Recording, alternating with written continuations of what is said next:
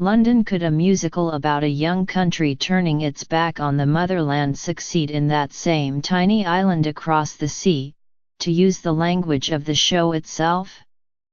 The happy news about Hamilton in its West End debut is that Lin-Manuel Miranda's portrait of those American pioneers who shut the door on Britain looks and sounds as thrilling in London as it did in New York. The production, which marries a locally sourced, multi-ethnic cast with the original creative team, led by director Thomas Kail, opened last week at the Victoria Palace Theatre here. This is one London playhouse that is unlikely to be looking for another tenant for a while to come. The much-anticipated run-up to opening night produced its share of skeptics. What would British audiences make of a story that isn't theirs to tell, except from the humiliating perspective of the land that got left behind? At the performance attended, the grievances laid at the imperious feet of King George and co. prompted laughs aplenty, as befits a country that has always been up for self-criticism, if not necessarily expressed via hip-hop and rap.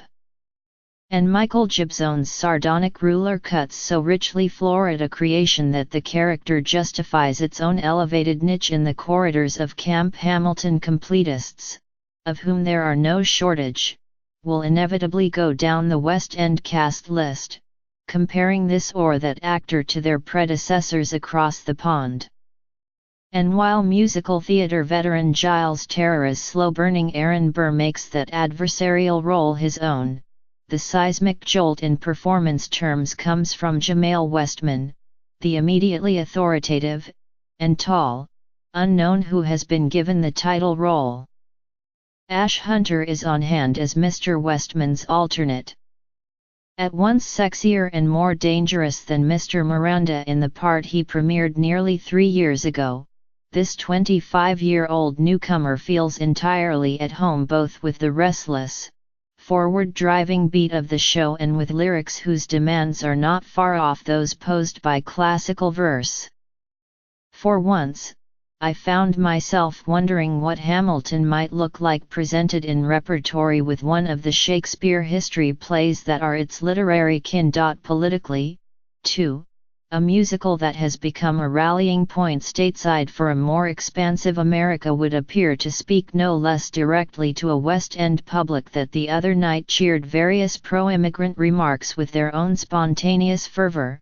Two countries divided, as Hamilton reminds us, by revolution but conjoined in this instance by art. The ability of Hamilton to galvanize the London theatre owes something to a theatre culture whose own original musicals lately seem to be marking time. Certainly Pinocchio, at the National Theatre through April 10 and presented by arrangement with Disney Theatrical Productions, ought to be considerably more involving than it is. At the helm is John Tiffany, the Tony-winning director of that low-key gem of a musical, Once, who will be represented anew on Broadway starting in March with the American premiere of the blockbuster play, Harry Potter and the Cursed Child. The show's designer is Mr. Tiffany's frequent collaborator, Bob Crowley, whose vibrant visual imagining of post-World War II Paris in An American in Paris was splendid to behold on both sides of the Atlantic. That production closes at London's Dominion Theatre on January 6. But Pinocchio never achieves liftoff, however imposing the mammoth stage puppets co-designed by Mr. Crowley and puppetry director Toby Oley. It doesn't help that the source material, the Disney film from 1940, runs less than 90 minutes, thereby requiring the stage version to pad the slenderest of stories to fill an attenuated 2.5 hours, including intermission.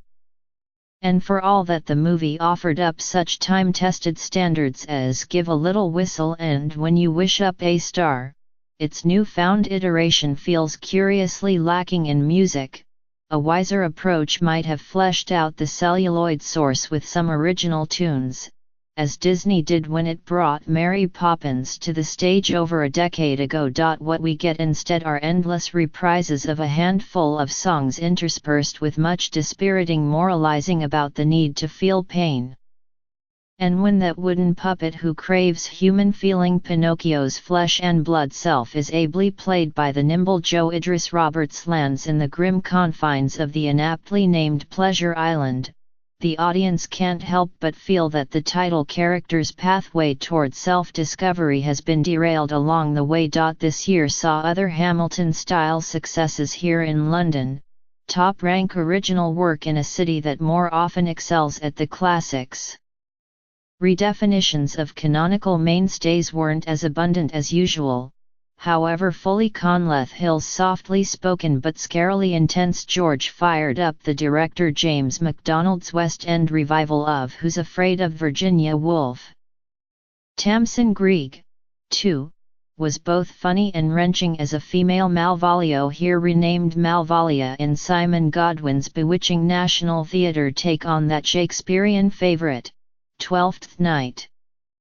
Back in the land of the new, I won't quickly forget the energizing jolt of two Almeida Theatre premieres, Inc. and Albion the First, a contemporary morality play from the prolific James Graham disguised as a history lesson about the rise of a then-young Rupert Murdoch, the second a Greek satira, Chekhov-inflected excavation of British Maoris courtesy playwright Mike Bartlett. Rupert Gould was the ace director on both. The Royal Court spawned a large-scale success with Jez Butterworth's ongoing The Ferryman, that rare play to feature both a goose and a baby among a plentiful cast. One can only imagine the activity backstage. The same theatre's less vaunted titles of note included most recently the American writer Julia Jarco's Grimly Handsome, a macabre fantasia that featured actors dressed as pandas adrift in a paradise of perversions. Don't ask.